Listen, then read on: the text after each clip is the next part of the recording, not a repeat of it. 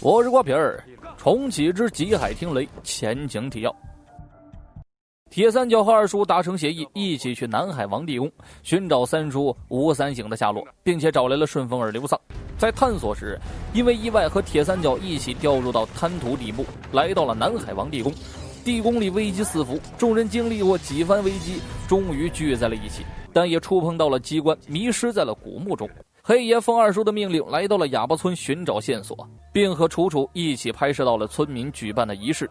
再回到住所时，村民赶到要拿回被拍摄的视频，楚楚拒绝了。带头大哥愤怒的拿枪一阵狂扫，我说话不好使啊！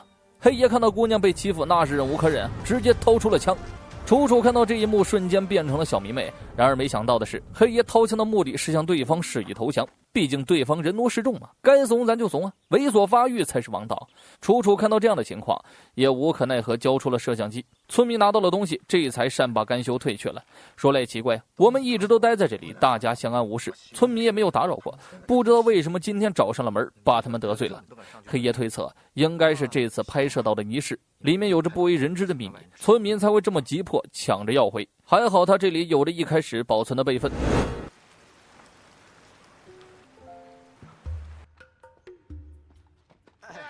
回到屋内，众人在电脑前查看了备份的内容。你不说你把它拍得跟蚂蚁似的，我看着跟大象似的呢，哈哈哈！瞅瞅瞅瞅。黑爷听完这些话，自尊心仿佛又找了回来。楚楚的哥哥在看视频时解释道，村里办的是拜雷节，雨季前一个特别重要的日子，他们所有的建筑被赤神之的红绸子围了起来，提供雷公来光顾。但是在这个节日期间，所有的闲杂人等都不得入内。据说这里还有条地下河，物产丰富，当地人还能在里面打鱼，只是外人是不能参观的。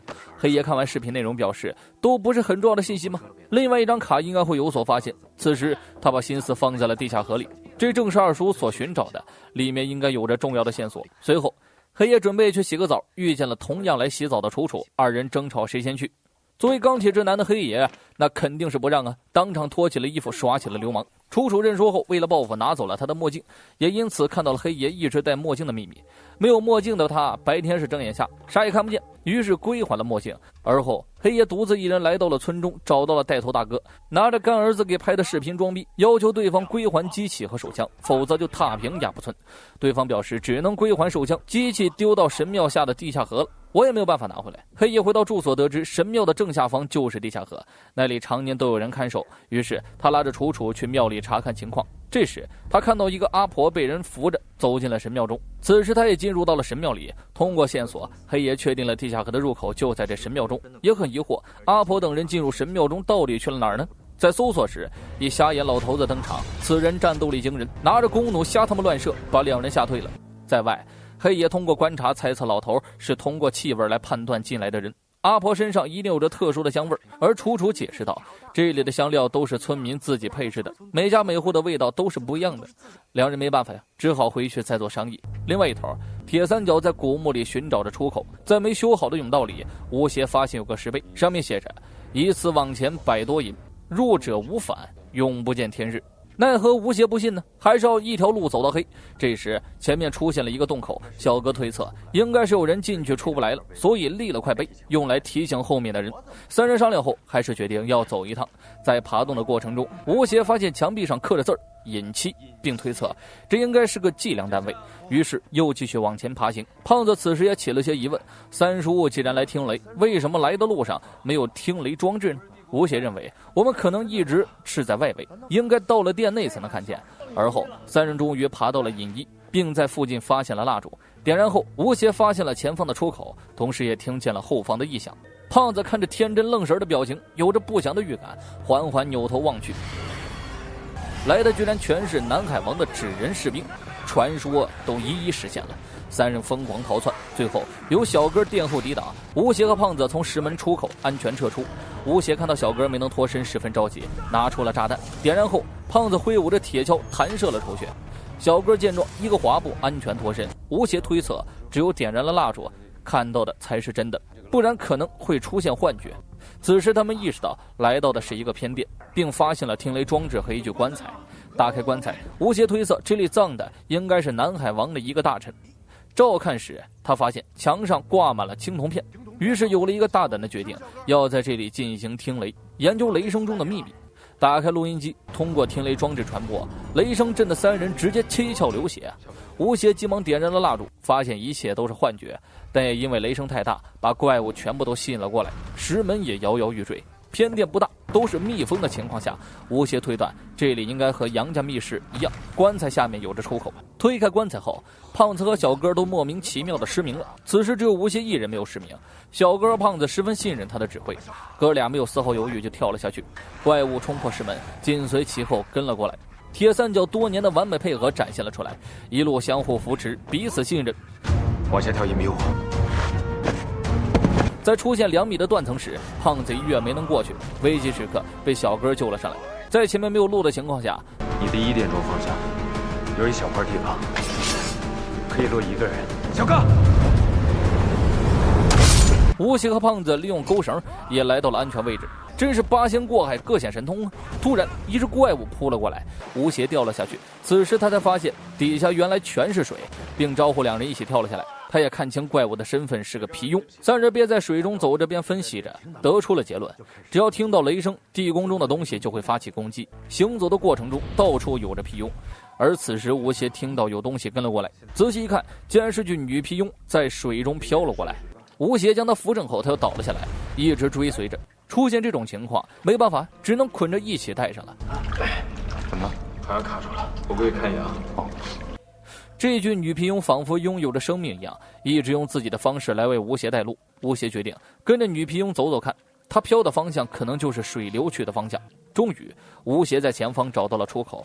另一头，黑爷和楚楚来到了阿婆家，想要拿到香料。随后，黑爷开始了没羞没臊的告白：你就是我的梦中情人，别看我一副热血少年，其实年纪已经很大了。我一直想找一个人白头偕老。把老阿婆直接说蒙圈了。众人看不下去了，鸡皮疙瘩掉一地呀，连忙把他轰走。眼看没有拿到想要的东西，黑爷使出了必杀技美男计。当然了，最终肯定是被打了，但他顺手还是拿到了一瓶香料，就是这代价太大了。回到家中，黑爷开始教楚楚来模仿阿婆的行为动作。感觉到你有一种老人的感觉呢，我有一种想要搀扶你的冲动。用橘子皮做好了面具，一切的伪装都完成了。黑爷扶着伪装阿婆的楚楚来到了神庙。这瞎眼老头也挺配合，装模作样的在检查。黑爷以为要成功了，没想到老头直接拿枪狂扫乱突突。因为枪声响起，村民纷纷赶来，并猜测到了黑爷这几个外乡人在搞鬼，于是派人去寻找，想抓回他们。眼看情况不妙，众人决定36计走为上计。黑爷则表示留下来完成任务，把手枪交给了楚楚等人。出村路上，楚楚不放心他，决定返回看望，而黑爷一个人悄悄潜入了阿婆家，把他给带走了，并告诉阿婆说只是为了拿回东西，没有别的心思。就这样，善良的阿婆同意了2个人的要求，带他们来到了神庙下方的地下河。楚楚拿回了摄像机，黑爷看到了想知道的内容。走出神庙正要出村时，小老弟找到了他们，并告知楚楚哥哥被村民抓走了。无奈黑爷只能扣下阿婆来当人质。此时吴邪等人通过绳子爬上了洞口，胖子推测这上面应该就是主殿了。离去时，吴邪拜谢了女皮庸，他四处观察着这里的地形，并找到了主殿大门。突然，吴邪的眼睛也失明了。吴邪推测可能是这里的墙上有着让眼睛失明的物质。3帮人绝望地坐在了地上，喝起了酒。本来这酒是用来庆祝的，没想到只能解愁了。你怎么还带酒出来了？在发表遗言间，胖子和小哥的眼睛突然恢复了。胖子，我有件事想告诉你。吴邪，怎么了？哎，我还能干嘛呀？有时幸福来的就是这么突然，铁三角又重燃起了希望。小哥通过雷公像打开了主殿的大门，主殿内四周布满了皮庸，在正中间有着一个巨大的听雷装置，装置下面有着一艘小船。小哥告诉吴邪这里没有棺材，吴邪确定了杨大广密室中的棺材就是从这儿偷走的。而被人遗忘的刘丧此时一直用哨声产生出来的声波来绘画着地图，默默地工作着。没一会儿，刘丧开始了逃命，大声呼喊着救命。小哥动身赶去了营救。此时吴邪来到了一个地方，呼喊着胖子帮他看看是什么东西。一听是壁画，马上叫他点好蜡烛再去观看。壁画涂料上的小虫子疯狂向中间跑去。吴邪终于明白了，正是因为观察壁画的时候，小虫子跑到了眼睛里，影响了玻璃体，才导致的失明。在观察后面的壁画时，胖子发现每幅中间都少一块，缺的位置都是在法器上。这些割下的法器图案一定有着特殊的意义。此时，胖子独自一人来到船上寻找宝贝，不对，是寻找三叔的线索，并在上面喊了2小声。这超大的听雷装置震得他满眼冒金星，在这听雷无疑等于自杀呀。于是胖子想要下船，但被吴邪制止了。三叔喜欢把东西往下藏，你看看甲板下面有没有东西。听了吴邪的话，果然有所收获，发现了一个磁带，但是在播放时没有了任何信息。为什么磁带的声音被人消了呢？吴邪找出了陪葬坑的磁带，两者进行了比较，发现它们的重量完全是不一样的。于是叫来胖子，让他打开磁带仔细的检查，果然里面有着猫腻儿，居然还藏着一根。三叔果然是老奸巨猾，藏得可真深呢。将藏好的磁带播放，里面有着一个惊天大秘密。穆学海曾在主殿时感觉到壁画中仿佛有什么人在呼喊他。当说出这一切时，考古队的人并不相信，认为他精神恍惚，他只能自己研究雷声中到底隐藏着什么秘密呢？他从壁画中发现了端倪，并挖掘下来拼在一起，组成了一张地图。他指向了一个地方，雷城。也因此事，队伍发生了争吵，分成了2派。一派主张留下来继续研究壁画中的秘密，另一派则认为完成听雷的任务就离开。这时壁画后的东西出来了，它带有着毒素，攻击众人。原来取壁画的同时，这些东西就会被放了出来。领队为了防止盗墓贼，决定封住所有出口。在出口被封的那一刻，穆学海冲了进去，继续研究壁画中隐藏的秘密。最终在雷声的指引下完成了拼图，找到了雷城的位置。而后杨大广回来把他救了出去。胖子听完后分析道，三叔是不是幕后黑手啊？整个考古队就他失踪了，是不是他独自去了雷城霸占了宝贝？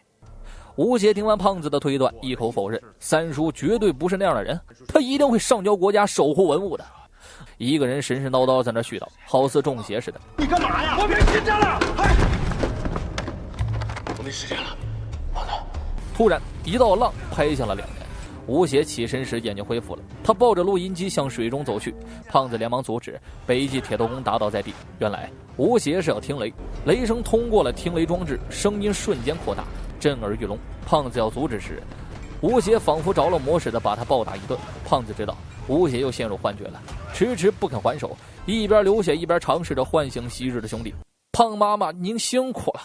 在最后时刻，小哥及时赶到救下胖子，并打坏了录音机。吴邪清醒后自责不已，而胖子却只说了一句欠我顿火锅啊，然后伸手拉起了吴邪。铁三角紧紧地抱在了一起，有些话兄弟之间永远记在心里。在众人准备撤退时，刘丧听到很多东西包围过来，原来是主殿的雷声太大了，整个地宫中的人手背都苏起了过来。吴邪等人只能连忙跳到了船上，皮庸和人手背包围过来。铁三角最终是否能杀出重围呢？我是瓜皮儿，下期见。